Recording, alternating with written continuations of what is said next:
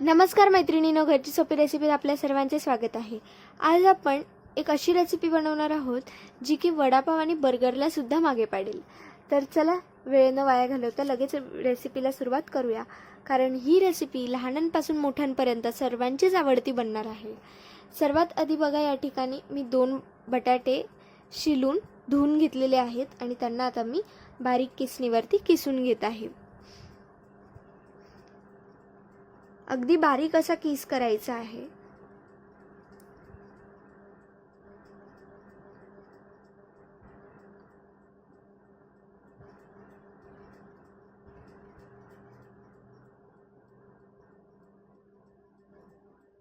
आणि मैत्रिणींनो, ही रेसिपी पूर्ण बघितल्याशिवाय तुम्हाला नक्की कळणार नाही की ही रेसिपी काय आहे, त्यामुळे व्हिडिओ मध्ये न स्किप करता पूर्ण बघा। आता या ठिकाणी मी 2 बटाटे किसून घेतलेले आहेत। आता आपण यांना एका बाउल मध्ये काढून घेऊया।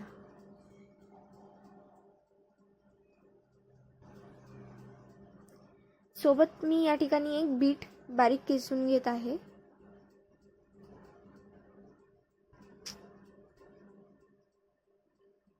आता या ठिकाणी मी एक कढई घेतलेली आहे। लो फ्लेम वरती कढईत तेल घालून घेतलेलं आहे। तेल छान गरम होऊ द्यायचं आणि गरम झालं की त्यात मी जिरं घातलेलं आहे, बारीक चिरलेली हिरवी मिरची घालून घेतलेली आहे,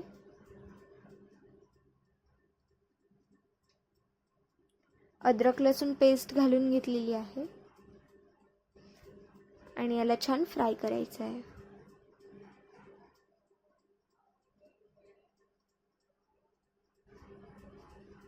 सोबत या ठिकाणी मी एक जो मेजरिंग कप असतो तो भरून पाणी घातलेलं आहे। आता ह्या पाण्याला छान उकळ येऊ देणार आहोत।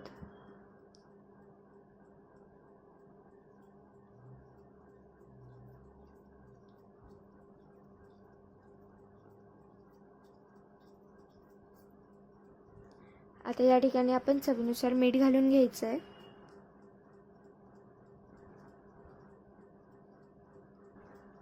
सोबत मी कोथिंबीर घातलेली आहे।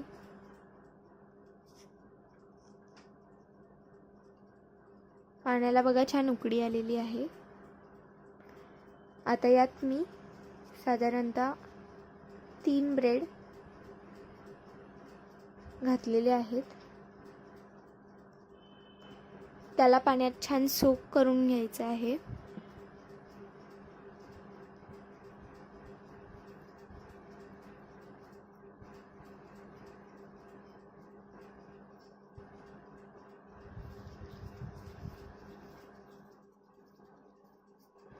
आता या ठिकाणी मी अर्धा कप रवा घातलेला आहे।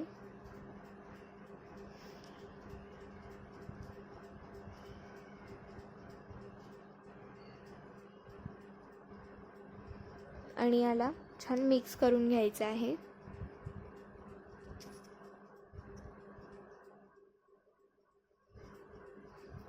आता या ठिकाणी मी साधारणतः 5 मिनिटांसाठी आपल्या या मिश्रणाला झाकून ठेवत आहे।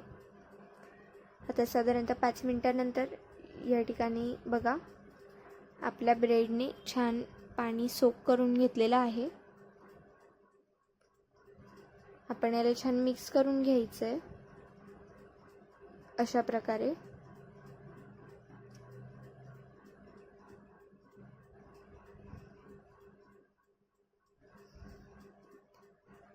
आणि आता पुन्हा या ठिकाणी मी साधारणतः 2 मिनिटांसाठी याला झाकून ठेवत आहे। साधारणतः 2 मिनिटांनी काढून बघितलंय, बघा आपला गोळा अगदी छान तयार झालेला आहे।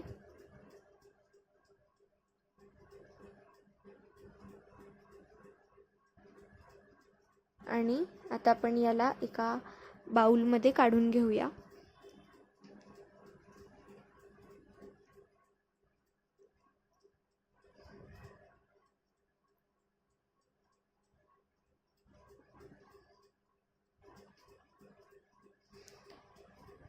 आता नेक्स्ट स्टेपकडे वळूया। पुन्हा मी कढईत तेल घालून घेत आहे. तेल छान गरम होऊ द्यायचं.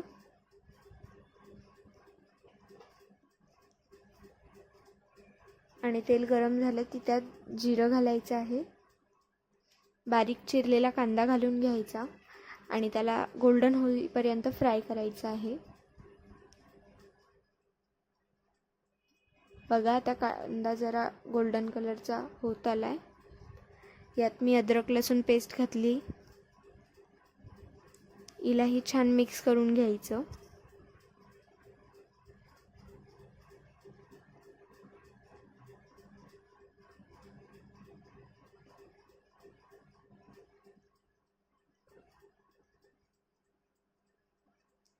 वरतून मी 2 ते 3 बारीक चिरलेल्या हिरव्या मिरच्या घातलेल्या आहेत.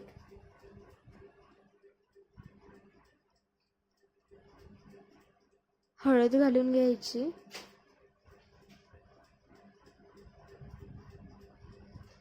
छान मिक्स करायचं आहे.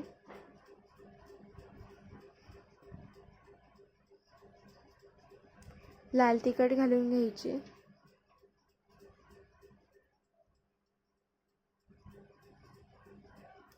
आणि बारीक किसलेला बीट घालून घ्यायचा आहे.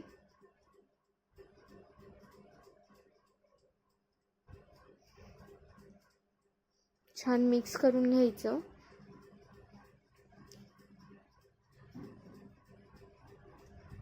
आता आपण यात चवीनुसार मीठ घालून घेणार आहोत. तसाच बारीक किसलेला बटाटा घालायचा आहे. याला मिक्स करून घ्यायचं.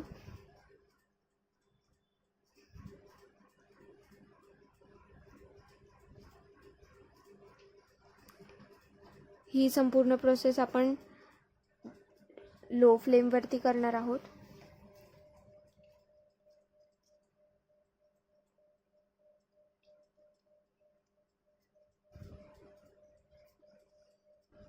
आता यात मी वरतून कोथिंबीर घालत आहे, जी की आपल्या मसाल्याची टेस्ट एनहान्स करेल.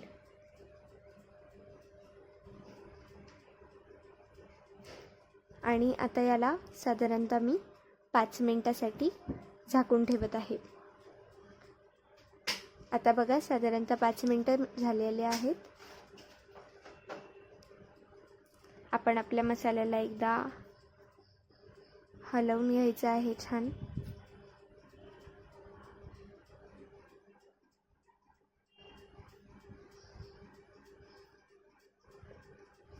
बघा आपला मसाला रेडी झालेला आहे.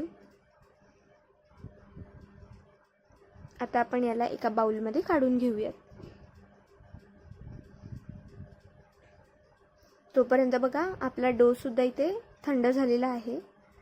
आपण याला अगदी छान मळून घेणार आहोत. बघा अशा प्रकारे अगदी नरम असा आपण आपला गोळा मळून घेतलेला आहे पिठाचा. त्यातून मी एक छोटा गोळा घेतलेला आहे.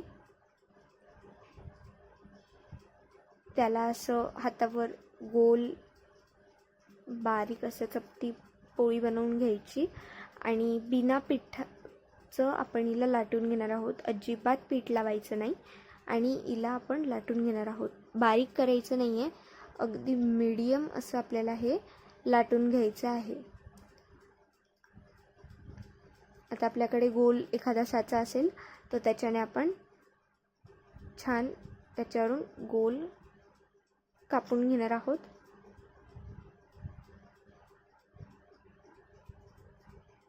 अशा प्रकारे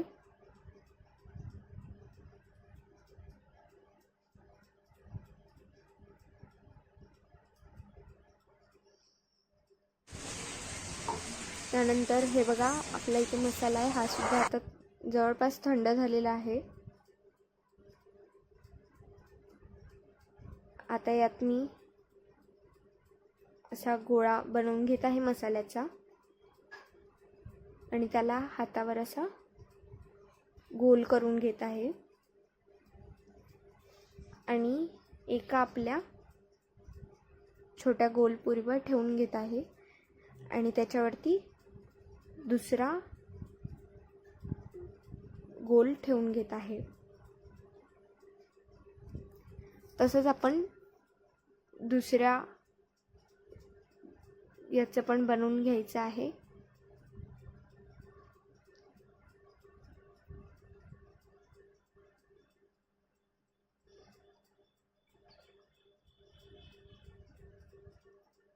आता या ठिकाणी मी आणखीन असे छान सँडविच सारखे बन बनवून घेत आहे.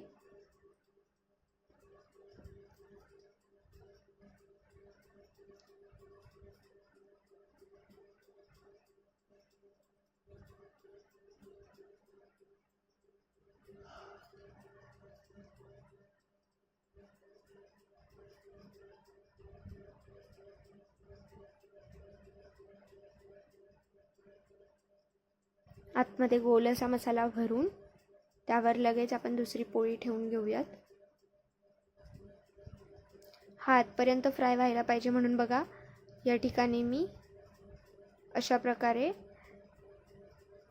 एका स्पॅच्युलाने मार्किंग करून घेत आहे, लाईन्स बनवून घेत आहे. हे आपण आपल्या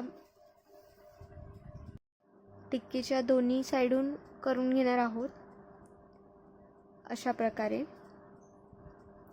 जेणेकरून जेव्हा आपण त्याला फ्राय करू तेव्हा त्याच्यावरती तशा प्रकारची डिझाईनही येईल आणि ते जे आपले वरतून लावलेले बन्स आहेत ते सुद्धा छान बेक होतील. आता आपण एक पॅन घेतलेला आहे. पॅनमध्ये तेल घालून घ्यायचं आहे. तेल आपण सगळीकडे छान पसरवून घेणार आहोत.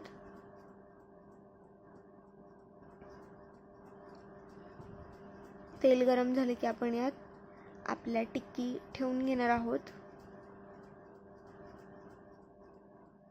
आणि याला छान फ्राय करून घेणार आहोत.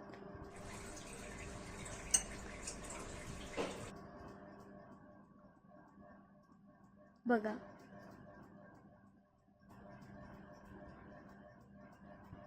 आता मी या ठिकाणी पलटवून घेते. बघा किती छान आपल्या टिक्कीवरती डिझाईन्स आलेले आहेत.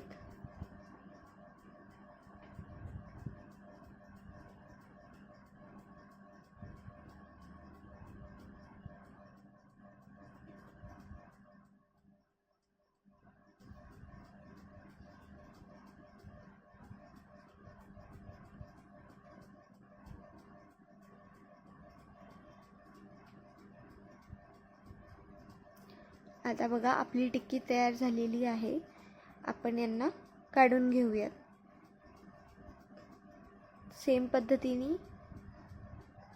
पुन्हा मी तेल घालून घेते पॅनवरती आणि पुन्हा आपण टिक्की आहे त्या पॅनवर घालून घेऊया आणि यांना छान परतवून घेऊया. दोन्ही साइडून छान इक्वली फ्राय करायचं आहे.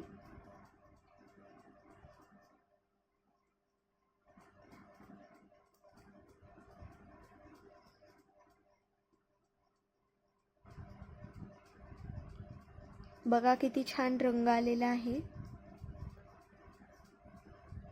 आणि याचा सुगंध पूर्ण किचनमध्ये दरवळत आहे. बघा आपण साइडने सुद्धा टिक्की शेकून घेणार आहोत. आता बघा आपली टिक्की तयार झालेली आहे. आपण यांना छान सर्व करून घेऊया आणि आता मस्त आपण याचा आस्वाद घेऊया. तर मैत्रिणींनो, कशी वाटली ही रेसिपी कमेंट करून कळवा. जर आवडली असेल तर व्हिडिओला लाईक करा आणि जास्तीत जास्त जणांना शेअर करा. तसंच चॅनलला सबस्क्राईब करायला विसरू नका आणि तसंच बेल आयकॉनसुद्धा प्रेस करा, जेणेकरून आपले नवीन व्हिडिओ आले की तुम्हाला लगेच त्याची नोटिफिकेशन मिळेल. आणि नक्कीच ही रेसिपी ट्राय करून बघायला विसरू नका. धन्यवाद.